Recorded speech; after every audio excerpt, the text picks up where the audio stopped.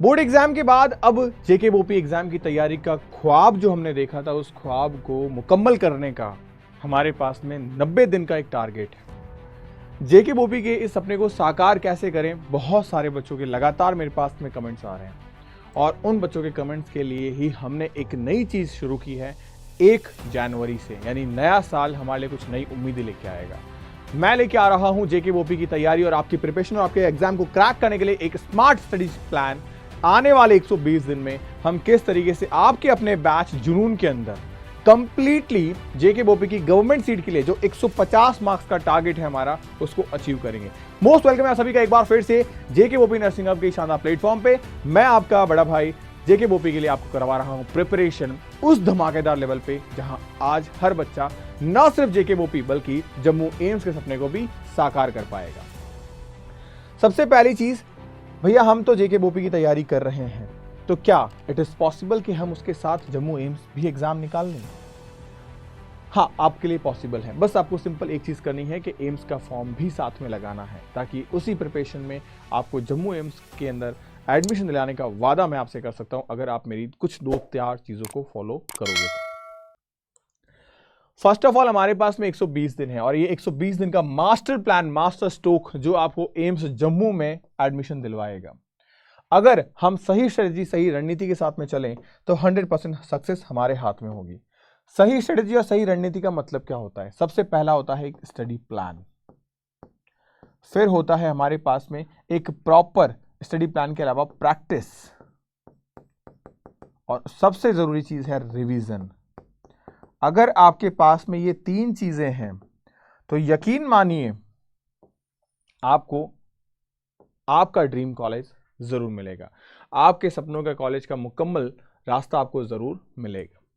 बात करेंगे सबसे पहली चीज कि क्या सच में पॉसिबल है। अगर एक छोटा सा मैं फिगर आपको दिखाऊं तो हर साल लगभग 1000 ऐसे टारगेटेड स्टूडेंट बढ़ते हैं। मैं 1000 टारगेट का मतलब क्या, 1000 सच में जो जेके बोपी के लिए डेस्परेट होते हैं, मुझे तो इस बार कॉलेज चाहिए, ये 1000 बच्चे हर साल बढ़ते हैं।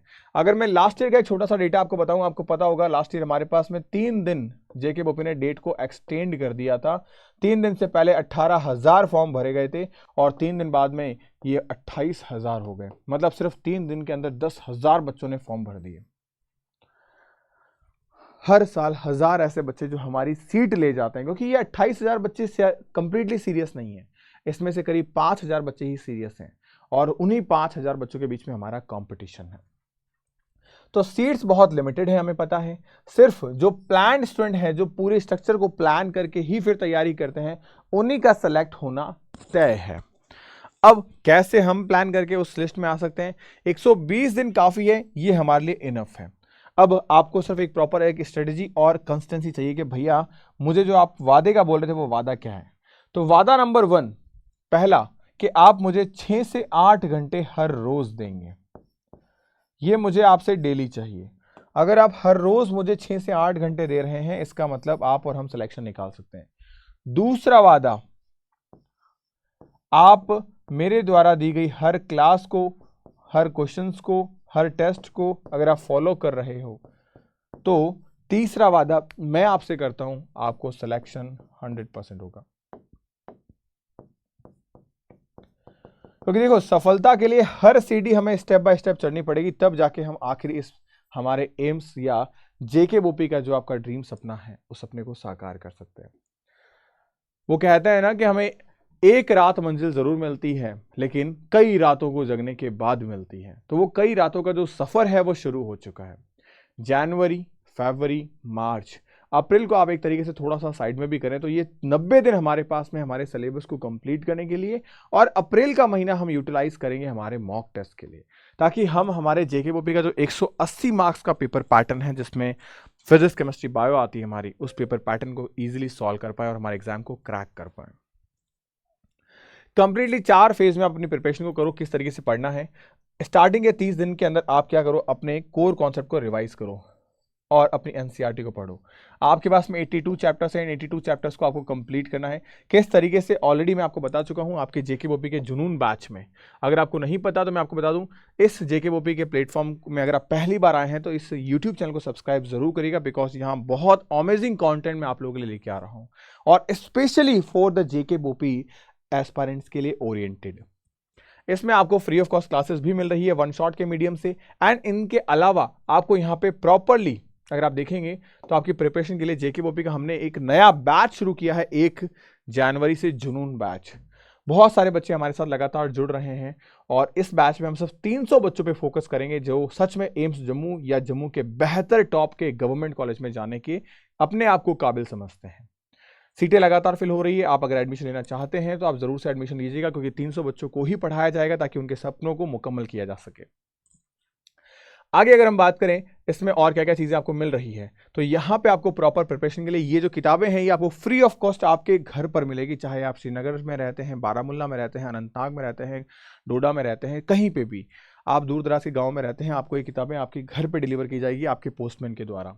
इससे पढ़ना आसान हो जाएगा, आपका चीज़ें याद रखने में मज़ा आएगा, क्योंकि फ़ोन से हम कई बार जब चीज़ों को पढ़ते हैं तो हमें चीज़ें याद नहीं रहती। तो एक फिजिकल किताब जब होती है तो आपके और हमारे बीच का बॉन्ड अच्छा बन जाएगा और आपको चीज़ें याद रहनी शुरू हो जाएगी, और जब चीज़ें याद रहेगी तो पेपर में आप 100% कॉन्फिडेंट फील करेंगे। इसके अलावा 250 टेस्ट की प्रॉपर टेस्ट सीरीज भी आपको मिल रही है।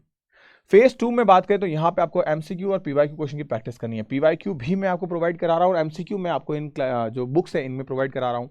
टेस्ट सीरीज में प्रोवाइड करा रहा हूँ करीब 18,000 क्वेश्चन, 18,000 क्वेश्चंस कवर करने के बाद में आप मुझे बताओ कि क्या 180 क्वेश्चन जो हमारे एग्जाम में आएंगे वो बाहर आ सकते हैं क्या? अगर हम सेलेक्टेड 18,000 क्वेश्चन को करें, संभव ही नहीं है ऐसा कि हमारे क्वेश्चन बाहर से आ जाए। फेज 3 के अंदर हमें क्या देना है, टेस्ट दिया और वीक एरियाज पे काम किया, जो हमारी गलती, उन गलतियों को हमने इंप्रूव किया। एंड फेज 4 में अब हमें करना है रिवीजन। रिवीजन के लिए बहुत प्रॉपर स्ट्रेटेजी है। रिवीजन में आपको सिर्फ 15 मिनट निकालने हैं हर एक चैप्टर के लिए। आप जब भी पढ़ने बैठें तो अपने आसपास का जो इन्वायरमेंट है उसमें थोड़ा सा साइलेंस रखें और सिर्फ एक किताब सामने रखें, और अपने आप को टारगेट करके मुझे इस 1 घंटे में 4 चैप्टर पढ़ने हैं। अगर बायो पढ़ रहे हैं, बायो की हमने 15 मिनट में एनी हाउ कंडीशन मुझे वो चैप्टर पढ़ना है। लेट्स सपोज अगर मैं आपको एग्जांपल दूं, जैसे आपने कुरान शरीफ पढ़ी है, तो जब आप कुरान शरीफ पढ़ते हो तो क्या करते हो?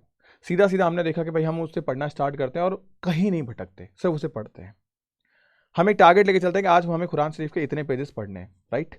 सिमिलरली आपको यही चीज करनी है कि जब आप अपनी एनसीईआरटी को पढ़ रहे हो तो आपके माइंड में ये रहना चाहिए कि मुझे 15 मिनट में चैप्टर खत्म करना है। ये टारगेट नहीं होना चाहिए कि मुझे 15 मिनट में चैप्टर को याद करना है। वो याद आपको अपने आप हो जाएगा, लेकिन आपका टारगेट ये होना चाहिए कि विद इन 1 आवर मुझे 4 चैप्टर्स कंप्लीट करने हैं। और इसका जो टाइम ड्यूरेशन है वो आपको रखना है एक तो अर्ली मॉर्निंग के अंदर, जब आप सुबह उठते हो तो अर्ली मॉर्निंग का 1 घंटा, और जब आप सोते हो तो लेट नाइट का 1 घंटा। ये रिवीजन के लिए जिस बच्चे ने रख दिया, 101% आपका सिलेक्शन श्योर है, क्योंकि सिलेक्शन ज्यादा पढ़ने से नहीं होता, सिलेक्शन प्रॉपर रिवीजन करने से होता है। लोकल अगर मैं बात करूं तो मैं कहता हूं समेटने से होता है। आप देखते हो एग्जाम में कई बार हमारे कंफ्यूज होते हैं, और यार इसका जवाब क्या था? वो इसलिए क्योंकि हमने पढ़ रखा था। अगर हमने समेटा होता तो हमें पता होता, हम टिक करके आगे बढ़ जाते। ये पूरा एक प्रॉपर प्लान जो मैं आपके साथ डिस्कस कर रहा हूं, ये अगर आपने फॉलो किया। अब फेज 1 को एक ब्रीफली मैं आपके साथ शेयर कर लेता हूं। बायो, फिजिक्स, केमिस्ट्री, इनकी एनसीईआरटी, इनके कोर कॉन्सेप्ट्स को पढ़िए। अगर आप जम्मू एम्स के लिए तैयारी कर रहे हैं, आप गर्ल कैंडिडेट हैं, आप जाना चाहते हैं नर्सिंग के अंदर, तो आप यहाँ पे नर्सिंग एप्टीट्यूड के सिलेबस में नहीं, आप जीके पढ़ सकते हैं। और अगर आप आउट ऑफ स्टेट या पीजे के लिए जाना चाहते हैं तो आप नर्सिंग एप्टीट्यूड को पढ़ सकते हैं। तो ये एडिशनली मैंने आपके सामने रख दिया है। फेज 2 में बात करें प्रैक्टिस, यहां आपको ये चैप्टर वाइज प्रैक्टिस करनी है। तो ये आपको जब चैप्टर वाइज प्रैक्टिस करोगे तो पहले आपका बायो, फिर केमिस्ट्री, फिर फिजिक्स, ये तीनों सब्जेक्ट आपके धीरे धीरे स्ट्रांग हो जाएंगे, जो आपको मैं 251 टेस्ट सीरीज के अंदर दे रहा हूं। And then PYQ question paper. PYQ question paper में मैं आपको बोलूंगा कि आप 2021 के 2025 तक इन 5 सालों के पेपर को स्टडी करो। वैसे नहीं भी कर रहे हो तभी कोई दिक्कत नहीं, क्योंकि ऑलरेडी मैं सारे क्वेश्चंस जो है वो आपकी टेस्ट सीरीज में कहीं ना कहीं एम्बेडेड जरूर रखता हूं, ताकि आपको अलग से कहीं एफर्ट मेहनत करना ना पड़े। जो मैंने बताया है कि आप हमारी क्लास को करो, हमारे टेस्ट को दो, इट्स मोर देन एनफ, क्योंकि मैं आपको उसमें एम्स के, जेके बोपी के एंड मैनी मोर थिंग्स जो जेके बोपी के पैरेलल हैं उनके क्वेश्चंस भी डाल देता हूं, इवन नीट तक के। और अपनी एरर नोटबुक को जरूर बनाओ, क्योंकि जब तक हम हमारी गलतियों को देखेंगे नहीं, हम उन्हें सुधार नहीं करेंगे। आपने एक चीज कभी नोटिस की है, हम अक्सर उस गड्ढे में गिरते हैं जिसके बारे में हम अवेयर नहीं होते, हमें ध्यान नहीं होता। लेकिन अगर हमें किसी गड्ढे के बारे में पता है कि यहाँ गड्ढा है, तो हम जानबूझ के भी हमारा पैर वहां नहीं रख सकते। तो बस आपको ये बुक्स वो बनानी है जहां पे आपको पता हो कि आपके सारे गड्ढे कहाँ हैं, ताकि आप एग्जाम टाइम में वहां जानबूझ के भी गलती न कर पाओ।